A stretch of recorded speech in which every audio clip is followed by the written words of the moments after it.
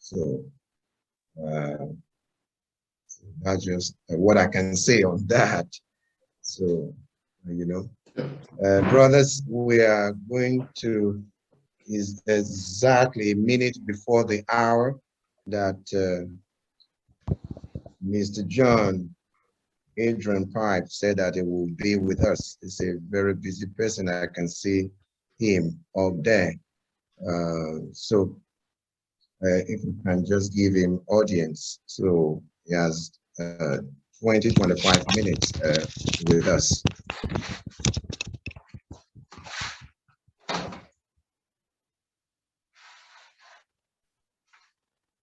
Good afternoon, Mr. John.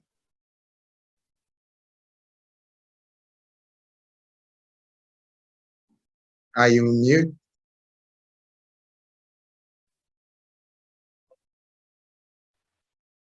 Apologies. Yes, I was on mute. Apologies. No, it's okay.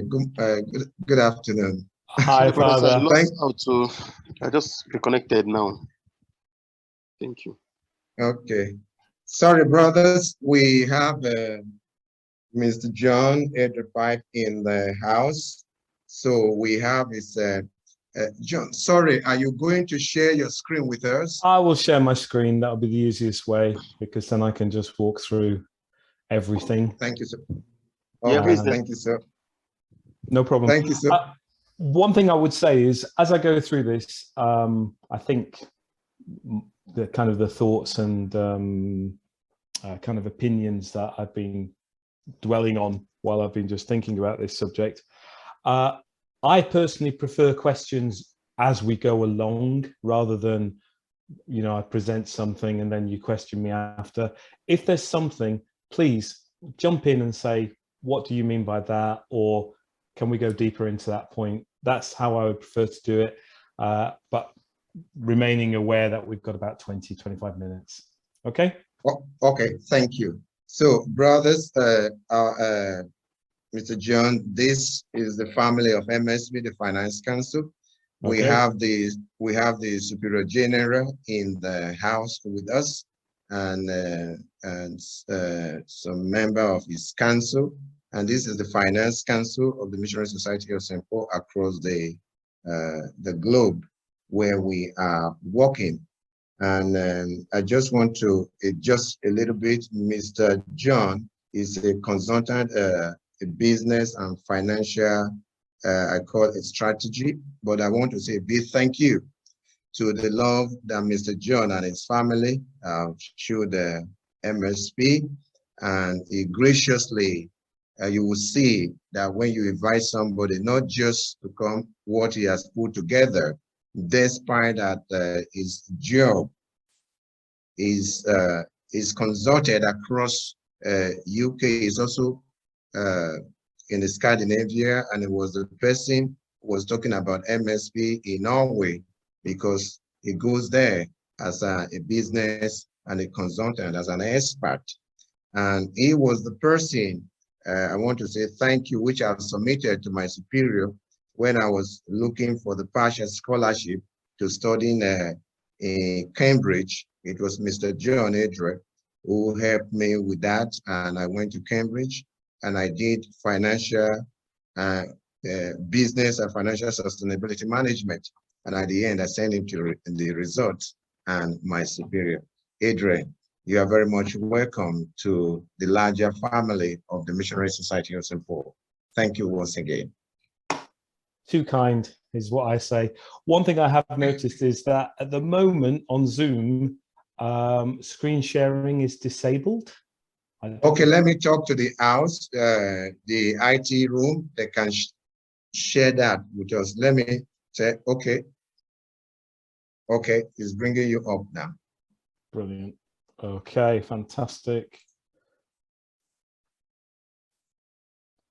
Hopefully everyone can now see my screen. Yeah, after everything, the superior will give you a word of thank you. So it's in the house. Thank you, Mr. John. Okay, thank you. You have the floor now. Okay, so fundamentally, my background is it's actually marketing automation in particular. And And yes, I have worked with some of the larger financial institutions as part of that, particularly in Scandinavia. But these are just reflections from a layperson who is out there in the working environment and is trying to also, you know, develop my faith and serve the church as best I can. So with that, a little bit of my background. I'm a Roman Catholic Christian. I came to, I would say, a deepening of my faith at the end of university. I'd say that's when the Lord grabbed hold of me, just as I was setting out into my kind of professional career. I'm married to a wonderful woman called Daniela, who makes me far better than I actually am. I've got two brilliantly challenging children. So, you know, I'm real about them. And yes, we do have challenges, and that's part of life.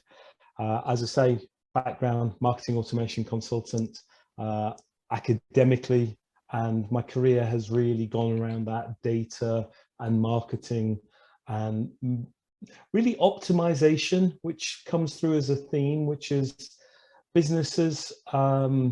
It's quite interesting. I've worked with businesses in the commercial sector, and they haven't had, sometimes they haven't had the same standards as the charitable sector, because businesses can be very, they can be quite sloppy, they can waste a lot of resources, whereas I've worked in charitable organizations where every penny does count and every penny does make a difference, and supporters and donors really are passionate about any wastage and they are on your case. So sometimes it works the other way around, that the professional world will learn a lot from the stewardship of the charity sector and the not-for-profit sector. So just something to keep in mind. So what do I see as the main issues that are taking place at the moment? Well, a lot of this you know, but I'll just put them on the table. We are in a pandemic and a post-pandemic period at the moment, which in a way is confusing in itself. We see major lockdown in China. We see almost an indifference in the United Kingdom at the moment, which carries its own dangers. And in every country, I think there is a different approach to, are we still in pandemic? Are we beyond pandemic? Or are we in that, as many governments described it, kind of the new normal? Well, the new normal is probably not as normal as we would like it to. And from the UK perspective, social re-engagement is a real issue, as in we have extremes. We have lots of people, probably in the youth, who've just gone back to their normality in a social way. But there's still a lot of people who've got hesitancy, and this affects the church as well, because after 2 years of a remoteness, now re-engagement is going to be something that needs to be taken into account. And keep that in mind, because one of my main themes when I come to it will touch on this whole, how can we re-engage? In terms of economics, we've seen broken supply chains, which causes delays, which causes an increase in commodity prices. The situation in Ukraine at the moment has major impact that people wouldn't have expected or wouldn't have been aware of, that the Ukraine is the breadbasket in terms of wheat production, flour production for Europe and for other countries. And I believe that Africa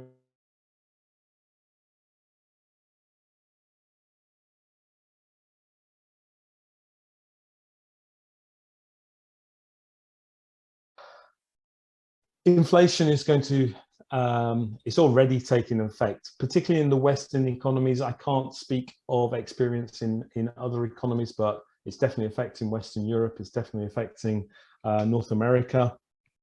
It's also affecting economies such as Japan and Australia. So this is going to put pressure on increased interest rates. Why is that important to you? Because it's going to affect your cost of borrowing. Where you have loans, it is best to get them as fixed for as long a period as necessary.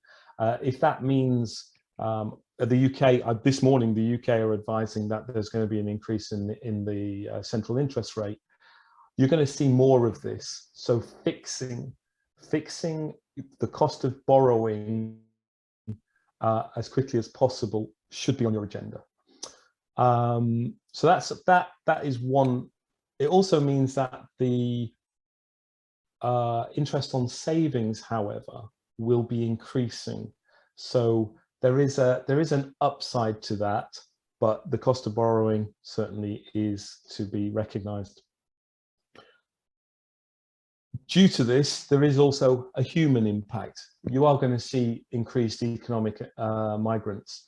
You know, they've got the massive migration from the Ukraine at the moment, but we also see it not only from conflict zones, but we do see it from economically deprived zones. Stagnant economies across the world are going to see more migration to neighboring countries and to countries that are perceived to have a prosperity. That touches onto geopolitical areas. I've mentioned the war in Ukraine adequately. But there's also this nationalism that's appearing, and Russia has a fearful nationalism, but there are other areas as well. Syria, fearful nationalism. Israel, fearful nationalism. Some of the North African countries definitively have this emergence of a nationalism that's beginning to fear the countries around them.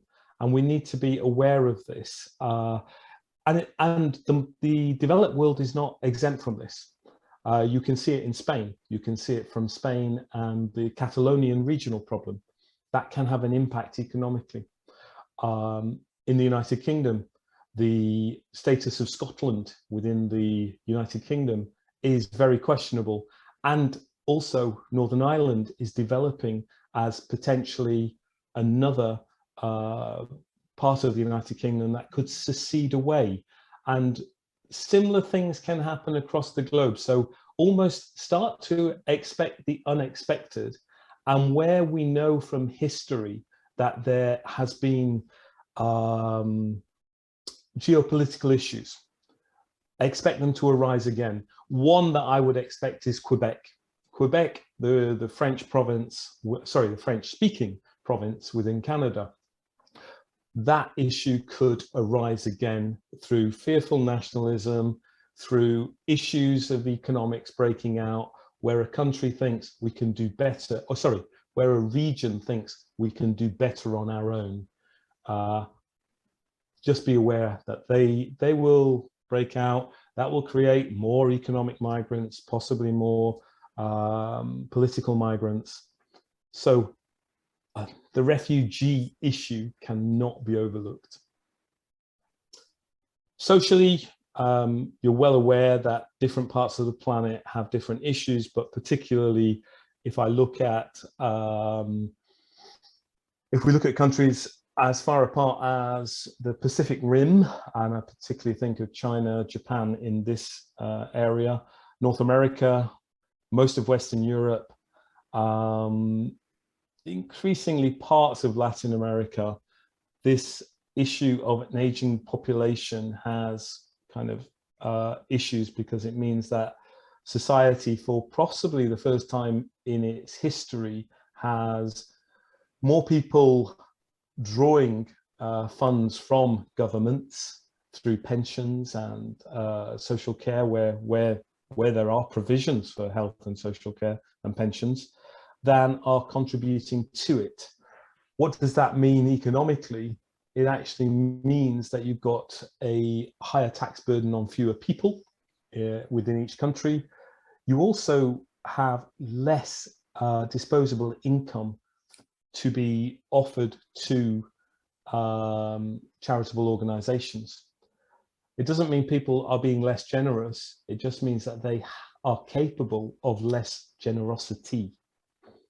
That will impact not-for-profit organizations. There's also, with this, is a diminishing trust in governments. People are, even in countries where democracy is thought to be well established, you can see that there's a distrust in it. The French elections recently, you saw quite a significant rise in that fearful nationalism from the right-wing parties. You also saw a lower turnout in elections. So there's a feeling of less engagement between government and the people of nations. On top of all of this, we have this, with all these various migrational issues, accommodating and being generous is going to be a challenge for countries, for governments, and for not-for-profit organizations, and of course the church. Environmentally, countries are seeing global warming and its effects, diminishing natural resources, which going forward could be an increased challenge and could even become causes for warfare. Behind this Russian-Ukraine situation at the moment, there are resources as part of this crazy agenda that's coming out of the Russian government. So natural resources such as wheat on a massive scale in southern Ukraine suddenly becomes a resource to fight over between Russia and Ukraine. We can expect to see more of this with resources. And all of this just adds again. So you have environmental migration, and this, we see the island populations of the Pacific, of the island nations or surrounding Africa. Similar environmental issues have with, sea rising, sea level rise. So a lot of implications going on at the moment. Now, what this means, anyone who remembers the Wizard of Oz movie, there was a great moment where Dorothy gets over the rainbow as she wished, but then she realizes and turns to her dog and says, Toto, I've got a feeling we're not in Kansas anymore. And we very much are not in the same place we entered a pandemic 2 years ago, an economic downturn 2 years ago, and some of the geopolitical and war situations around the planet have really meant, no, we are not in Kansas anymore. But not everyone's realizing that. Other reflections we need to take into account at the moment: the speed of societal and technological change is continuously increasing. And what I mean there is the speed of it. There's always been change, but the speed of change is now becoming, almost untrackable. The speed of change means that slowly but surely people are going to be less confident. You're going to have generations of people that are less confident technologically, less confident even professionally. You see people who have been working in a profession for 10, 15, 20, 25 years, and they suddenly lose their confidence because of the speed of change in their industry. Now, this is having a human impact and a human cost, and a lot of this is hidden and under the surface. And this is where, through ministry, serving the church, serving the laity, issues that professionals and people don't talk about with their colleagues and such. Yes, when they turn to the church and they turn to the church ministers, that's where they really seek a deeper level of guidance and reassurance. This always-on culture is really replacing authentic interaction.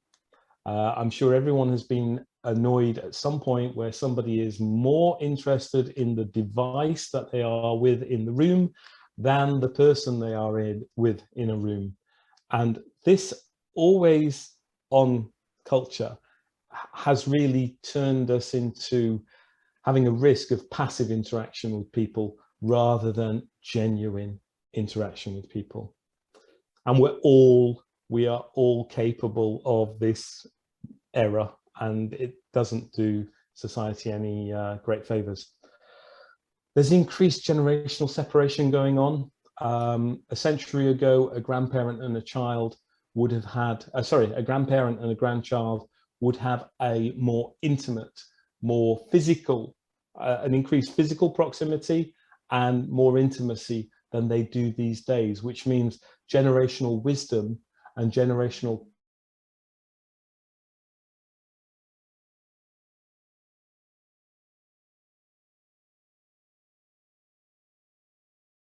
will to dictate its agenda when this generational separation is taking place.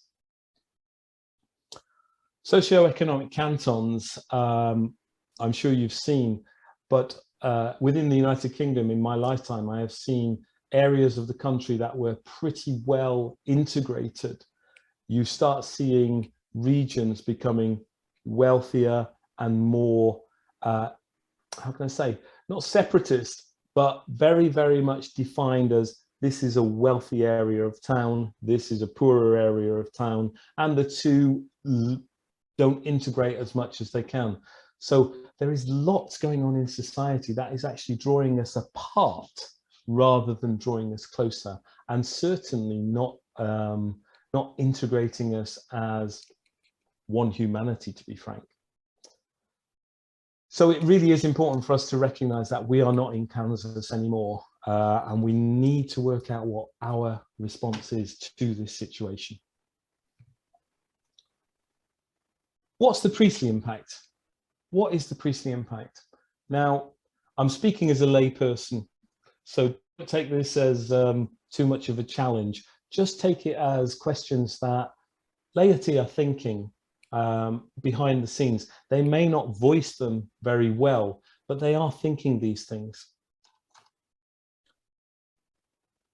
So for the priest at this time, with all this change, you know, is the situation vocational or professional for the priest? I know that a priest lives to minister rather than ministers to live, but is it a question that is always at the front of the mind of the priest? Or can motivations and mission change due to this increased speed of change, this velocity of change that is taking place in society? It must challenge the priests as well. It must, just like I mentioned, the professional who's 25 years into the career, but now they wonder what they're doing. You know, is their profession still pertinent? Are they still capable in it? They need to reflect on that, and I'm sure that priests do as well. How does the MSP Live community itself? I get concerned when I see priests who are clearly burning out because they are doing so much for so many people. And they can start to become marginalized themselves within a parish because the parish doesn't necessarily know well how to support its priests, how to protect its priests. And some of that is because the one-to-one between the priest and the congregation, the individual one-to-ones, are not well enough established. There are, you know, we've discussed, well, or I've covered a whole load of fires that are breaking out. But at this time, we have to ask ourselves, do we run into the fire to put the flames out, which I believe is what we're probably called to? Or do we actually have to plan to build a fire for the next fire station to put out the future fires? Or is it a little bit of both? And that is how can I say, that's a question I just leave you to think about. It doesn't require a direct answer, but it's more of a consideration. Getting back to the laity though, the laity needs to be challenged to develop itself. It needs to have attractive options that take it deeper through, you know, Bible studies, through ministry that actually takes a parishioner on some form of continuous spiritual formation. It doesn't leave the day you leave the church.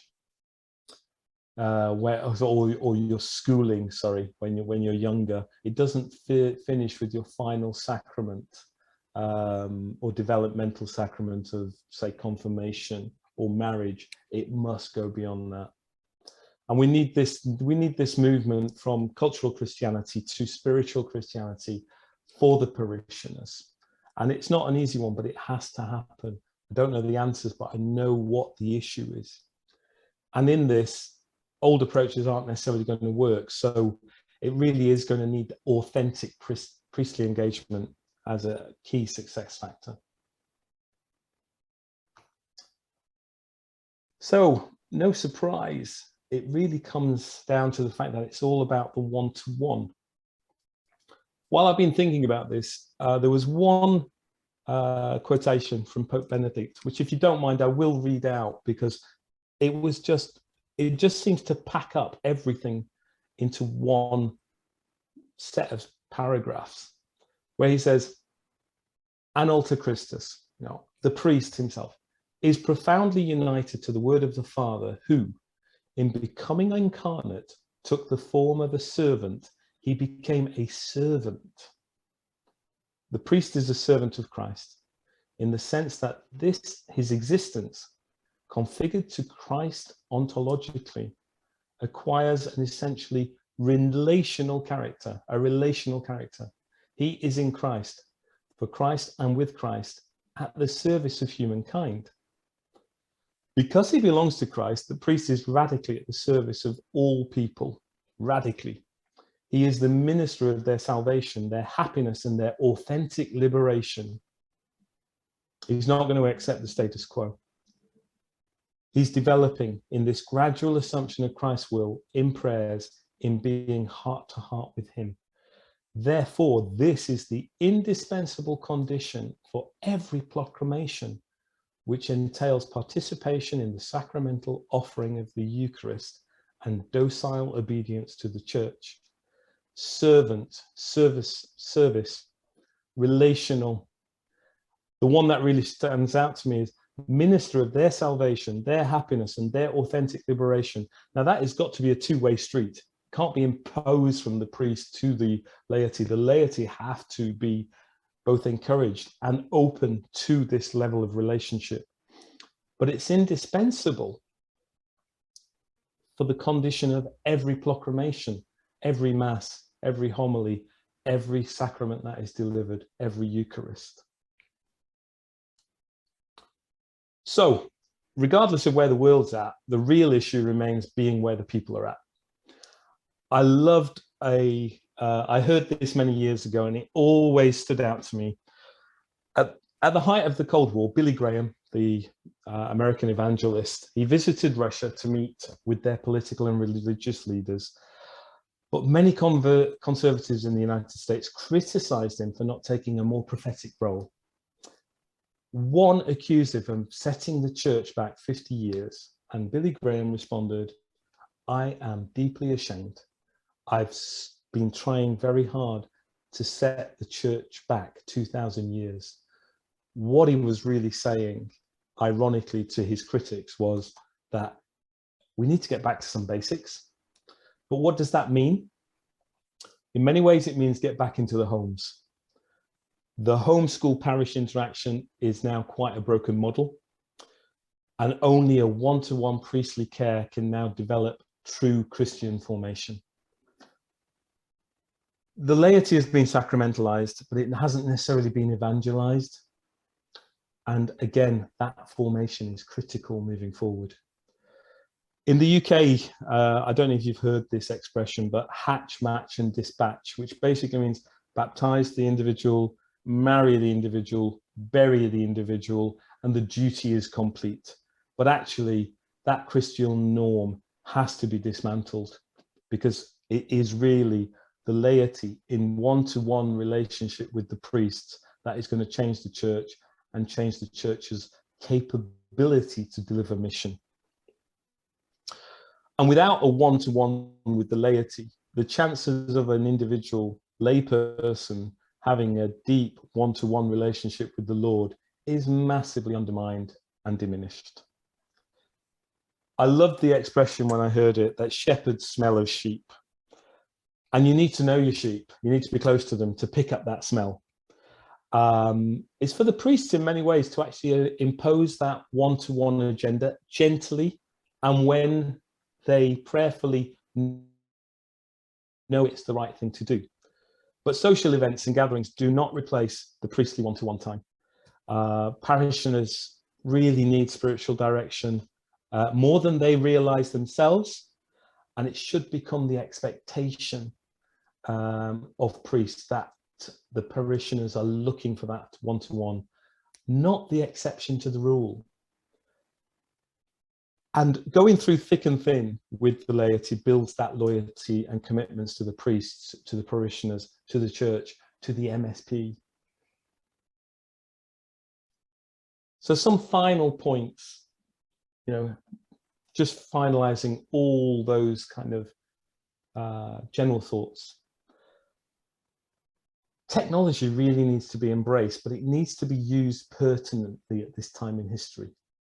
It needs to be used to reach the marginalized of the parish and society. So mass online, when you're in hospital, you're ill at home, or you're working away and you can't get to church, having that mass online and that relationship with your parish, with your pastor, with your shepherd,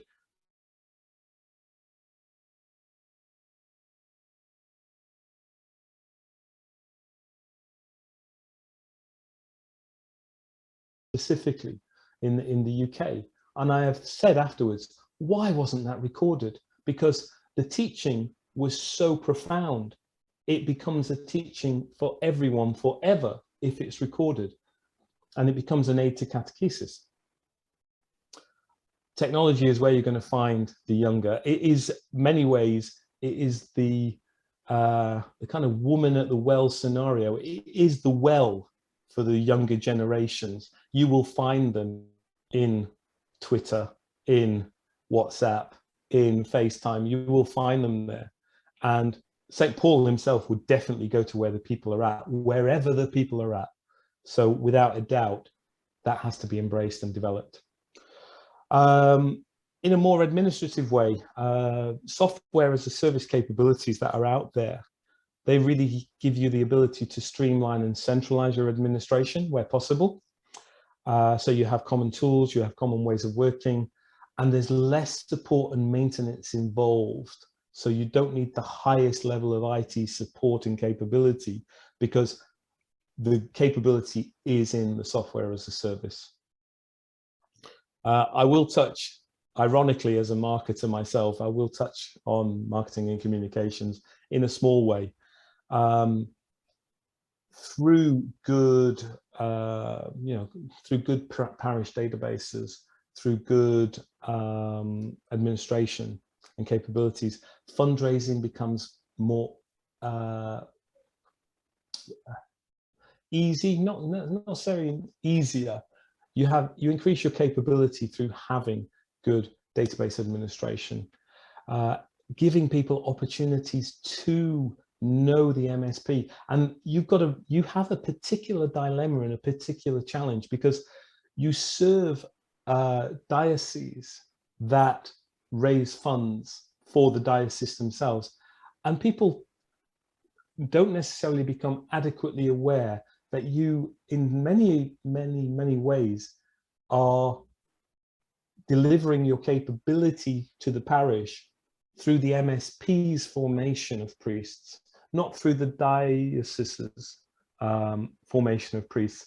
And people can be very unaware of that in the parish scenario. And it's almost as if the MSP needs to increase its awareness within the parish as it's actually serving and delivering ministry within. So there's a challenge there, but that's where you will pick up your donations. You will pick up, even develop the relationship, so people understand what the MSP does, because it is separate from what the dioceses that you work in does. That allows you legacies from the people that you have served. So when people donate or leave legacies to diocese, they need to be aware that actually maybe they've spent 5 or 10 or 15 years actually being served by the MSP more than the diocese. So it's an increased awareness of what the reality of the situation is for the parishioners. Websites can always be enhanced. The creation of purposeful applications that serve your priests, allow your priests to communicate between themselves, and also then between parishioner and MSP. And there needs to be something developed that is MSP, kind of almost a co-branding between MSP and the diocese they serve, to get that awareness that you're not just a diocesan priesthood that is, a priest in that church.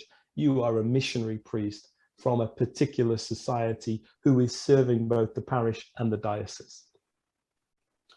And in the creation of marketing materials, kind of as a close here, you do fantastic events. Recently, I've seen videos of events that you've carried out. Those videos need to be kind of just polished slightly so that they actually become public relation materials, and actually the kind of materials that will encourage further sponsorship from donors and supporters. And it also just increases the general awareness out there. So, you know, YouTube channels where you have your teaching and preaching and service and ministries, so people actually start to see this more easily, and having good links to that with your core websites and such things. Final point, really optimize those resources, both the material and the human. I think a lot of resources are likely to become scarcer sooner than we think. Stewardship in itself is both a virtue and a skill, and it needs to be developed wisely by the MSP, but also by every single parishioner and every single Christian. You know, it's an area that I always feel challenged on. Am I putting to good use the resources, the natural resources and the providential resources that the Lord has provided me with? You know, am I developing those skills and those talents wisely? A worker is worth his wage, but needs to merit that and be good value for money. And that leads me on to this kind of final point. You know, in economics, I was taught deeply about opportunity cost, and it means that what you do invest in cannot be invested in a second opportunity. So to evaluate and prioritize your opportunities to serve the Lord and to serve your parishioners and to serve your brothers within the MSP, that evaluation really needs to be meticulous, and you need to have processes developed and procedures to really go through that in a meticulous way. And with that, I have spoken too much, and I really hand it back to you for any questions. Thank you so very much. Thank you, Mr. John. Thank you. We are really grateful. Thank you. Yeah, we are back to the house now. So believable. Thanks for your kindness and the whole lot you put together for us. We can't pay you enough. Thank you. We can see God who will reward. Fathers, we have heard it all. So any question, any challenge? So many things that we can pour that on. And again, another app of MSP has come up. Value for MSP money. We are trained. So what value do we return? So thank you so very much, brothers.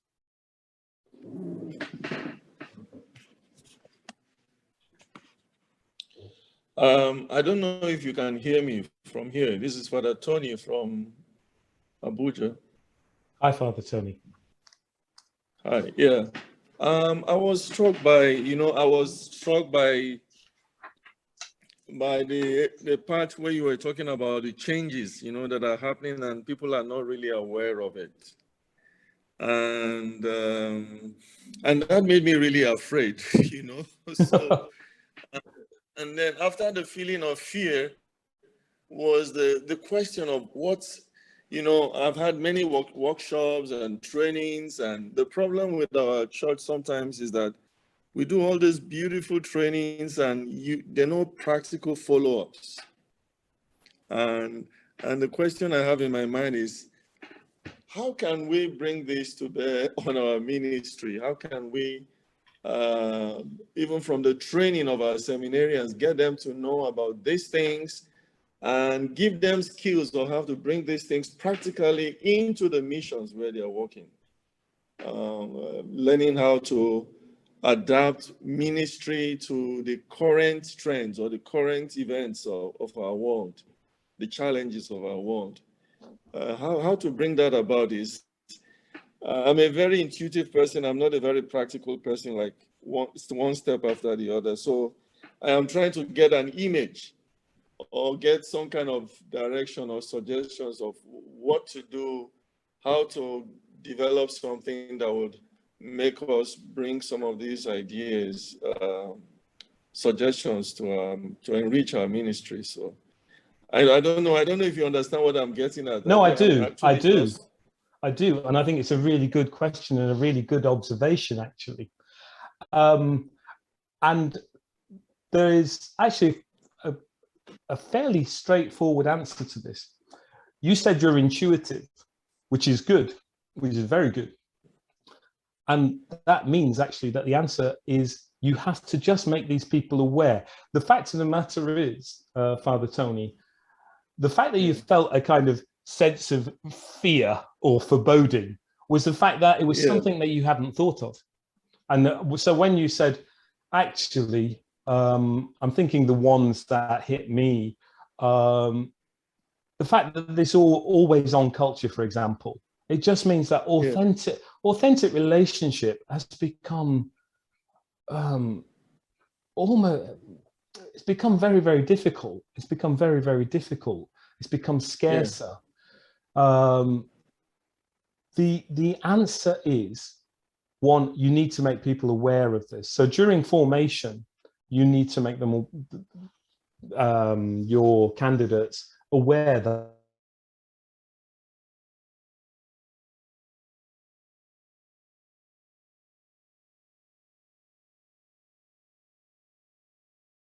tend to do is, and around a decade ago, there was a fantastically American phrase called futurology.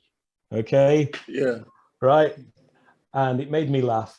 But the principle of it was valuable. And that was regularly sit down, maybe every year, maybe every 6 months. The key individuals in the organization sit down and they ask, firstly, they think, what are the things that are changing in society? What is likely to happen going forwards? And what is our expectation of dealing with them? And so this is the answer, actually. Just permanently be monitoring what you, as the kind of senior management, think is happening out there in the world. Then go down a layer and make sure that kind of the frontline troops, you know, your priests, your individuals, are actually feeding back and saying, you know, we've got a big challenge in the area of, let's say, food banks in the United Kingdom, increased use of food banks, just having that regular reflection time to say, what do we have to start moving towards? What do we need to thinking about considering? Because it's always issues that are overlooked that do not get dealt with well when they arise. Yeah, thank you so much. I appreciate your response. And I think that you were right. I see some of the things you mentioned, like always on culture being it's very much around me.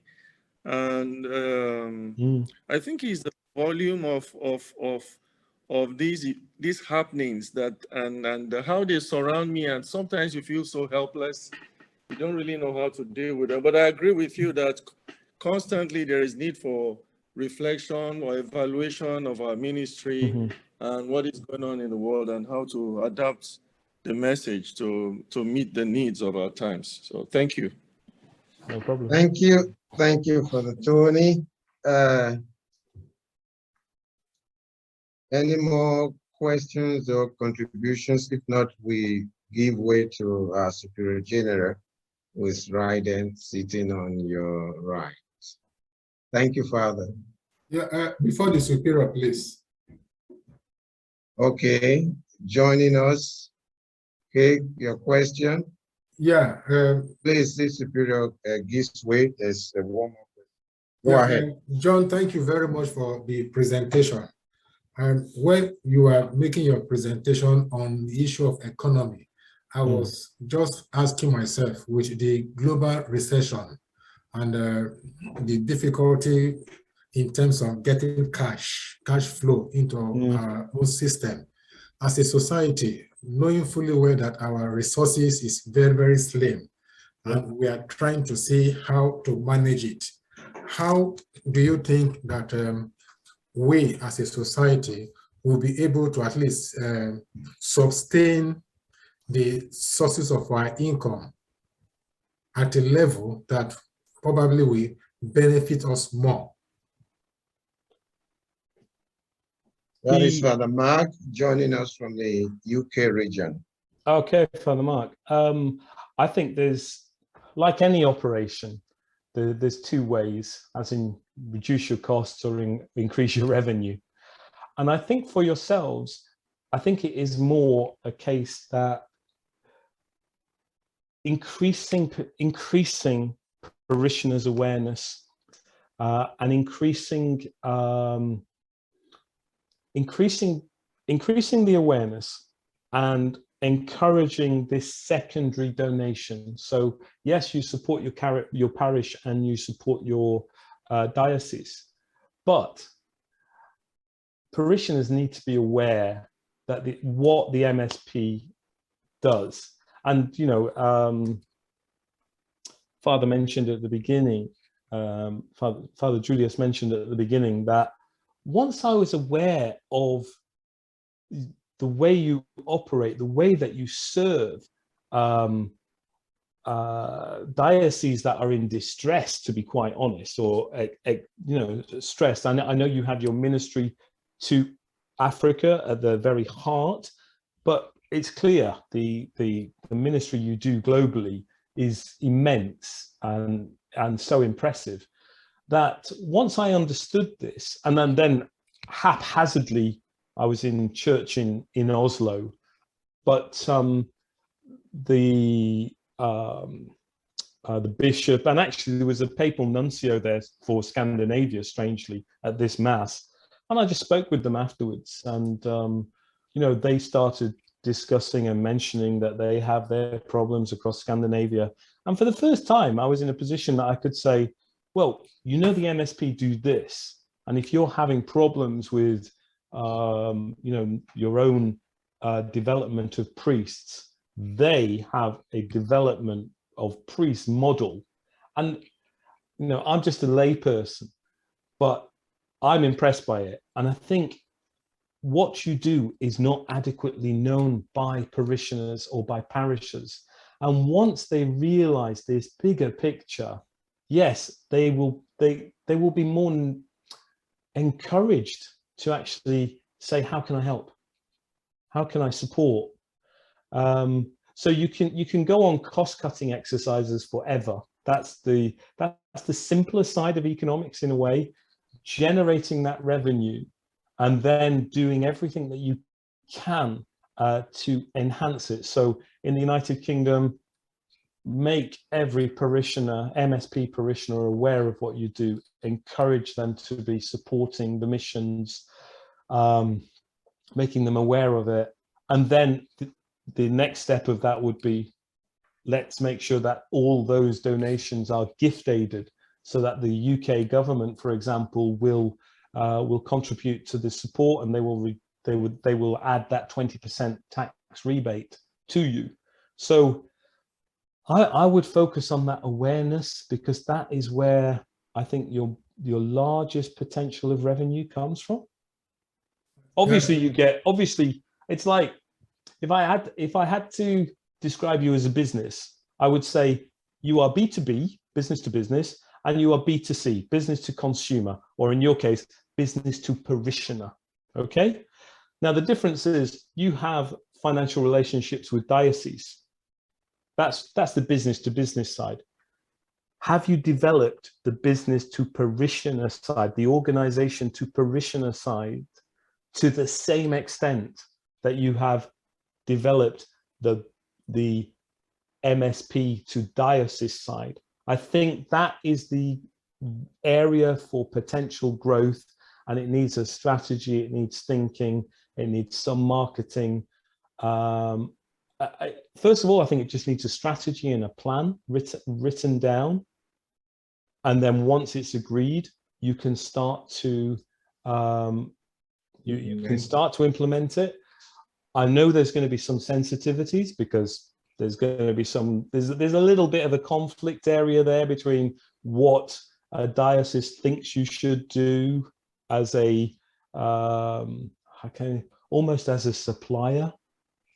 You know, these are, it's horrible terminology, but it's a bit of a reality that there's going to be some friction between yourselves raising funds within a territory, in a diocese, that are not going to be going directly to the diocese. So it has to be done very, very openly, because the thing is, the challenge back to the diocese is their success is now dependent on your success, and they need to realize that that you are, again, it does come back to this one-to-one relationships, because as you develop a relation, from what I've seen of a dozen or so MSP priests in the UK, that one-to-one relationship is more developed for the parishioners than I would say I generally experience from a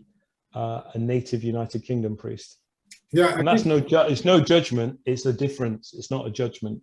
Thank you so very much, Mark. We go, if you wouldn't anything mind, on that? Yeah, Quick, in a minute, just a minute. Okay, I have 3 questions, but I will just ask 2 questions. You can address them. I think, John, you did mention something about B and C, which is my second question, actually. The whole concept of B and C.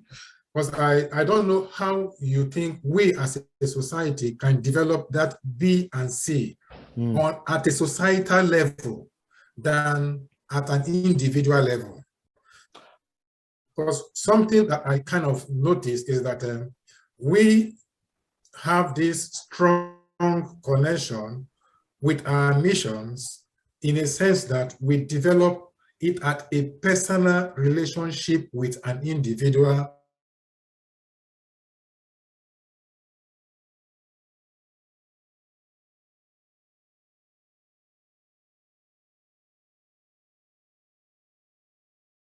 I'm sorry, you just broke up there, Father Mark. Whatever we are talking of in terms of business goes to the individual more than the society, and it creates problem probably in the future. And the other aspect is, in the midst of the B and B and B and C, where does safeguarding sits? Sorry, what was the last part? Where does in the midst of safeguarding B and C, where does safeguarding sit in terms of the economy? Safe guidance or safeguarding. Yeah. Oh, right. Well, safeguarding is not something I touched on. That's a very good point. Very good point. That is something that would have to be discussed with the kind of the safeguarding representatives in each parish, and obviously at the diocese level. But we've got to remember that safeguarding is there as a safety net to prevent individuals encountering abuse. and all the vetting processes. And what I'm trying to say is the presence of safeguarding should encourage relationship rather than become a barrier to it. And the problem is it has become a barrier, and we need to turn that around. I'll give you a perfect example of this. I'm also a football coach, okay? And I love my football and I love coaching, but most coaches will now say, because of safeguarding, children in particular arrive at the football ground in their car. They don't come on the bus, they don't walk, they arrive by car, they don't go in the changing rooms, they go straight to the field, everything happens on the field. All the fun and all the one-to-one coaching that used to take place in the dressing room of the sports ground has disappeared. And it's a whole experience that has gone from children now. The idea of being in a changing room, having a laugh, being spoken to by the coach, having a halftime team talk, being encouraged, all of that stuff, it's disappeared. And so in a similar way, because of safeguarding in a church environment, that opportunity to minister has been withdrawn partially. And as an organization and as a church, we need to challenge that and try and get that ground back. So the question is absolutely, totally valid. It goes above and beyond what we've spoken about today. But it needs to be seen a little bit like what Father Tony was saying. Oh my gosh, here's another issue we've got to overcome, you know? So Father Mark has now said, yeah, there's an issue here. But we can either drown in the issue, or we can say, you know what, we've got to challenge it and we've got to reclaim that ability to relate to individuals within our parishes. Otherwise, we're not being authentic.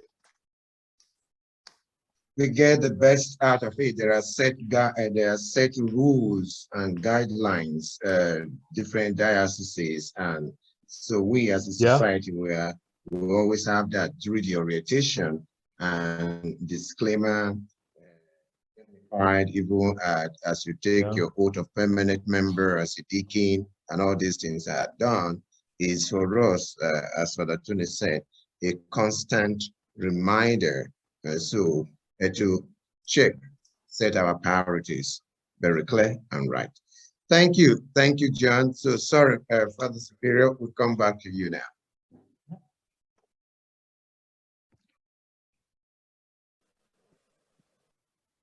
Hello, good afternoon, Mr. John, and good afternoon, brothers. Good afternoon. So my job is very simple. On behalf of the Missionary Society of St. Paul, I would like to express my profound gratitude to you for this presentation, which I consider very comprehensive and all-embracing, giving us the overview of the present socio-economic and political realities and the changing realities of our world today, and then bringing it to the church. I must say that the area you talk about increasing awareness, it is so touching to me, and I hope to all of us, because we have in the MSP what we call promotion department to promote the society, which is really that to promote awareness of who we are. But you don't just need a department to do it. All of us have to do it wherever we are. And the more people get to know who we are, what we do, they are going to respond to us in a very positive way. And that is already happening, but I do believe we could do more of that. So it's really a challenge to all our members to promote MSP, to increase the awareness of MSP, both in the diocese and in the parish level and wherever we work. So I'm going to take this with me whenever we have our next General Assembly. These are the things that we need to be reminded of quite often. So I would like to really thank you sincerely for taking your time to make this presentation. I have taken down so much. Mine is to thank you, not to share them, but I know that they are going to be very helpful to us. As a pastoral theologian, you talked about the priest being relational and the one-on-one ministry between the priest and the laity. I have spent my entire ministerial life emphasizing this point. And to hear you say it is a very wonderful thing for me, because we are really called to be relational. God is relational, incarnational, relational. And it's not just, so with that, and having this increasing awareness and the promotion by the members, they are really the cardinal points from which MSP can attain any kind of financial sustainability. So without talking for too long, on behalf of our society, I want to thank you very immensely for this presentation, which I know is going to go a long way in taking MSP forward. I appreciate you as a person, and it's good that you love your faith and you love the church, and you are a blessing to all of us already. So my regards to your lovely wife and children. Thank you. And to know that MSP is praying for you, and we have your back spiritually. Good. Because that's our best weapon. I will continue to do so. So thank you very much, and God bless you. Thank you all. Thank you very much for your time.